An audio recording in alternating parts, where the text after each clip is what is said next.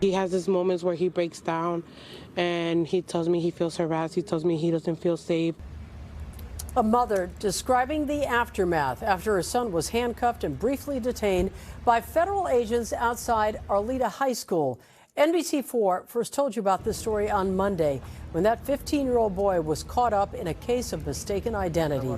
Our Lolita Lopez just spoke with the mom and her son. She joins us live outside the school where this all happened. Lolita. Yeah, Colleen say they were actually parked right here along. The mother saying that she was bringing her daughter, trying to enroll her here at Arleta High School, and brought her son along. He's a 15-year-old with special needs, and then suddenly mother and son were surrounded by a group of men. Somebody approached me, another person approached him, pointing a gun and a taser. Adriana Mejia describes the moment she and her son were at Arleta High School Monday morning when a group of masked men surrounded them.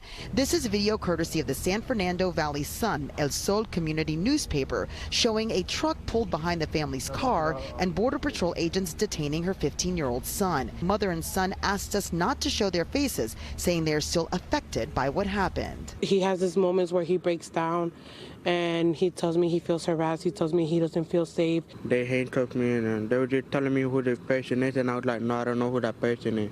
15-year-old Valdemar Gutierrez, who has a hearing condition and speech delay, says the men kept asking him about a person they were looking for, and he kept saying, no, that was not me. They showed me the picture. I'm like, that's not my son. Mejia says her son repeated his name and told the men he was a U.S. citizen. She explains the federal agents realized their mistake and removed her son from handcuffs, and says one of the men told them this. He was like, oh, we confused you with somebody else, but look at the bright side. You're going to have an exciting story to tell your friends when you go back to school.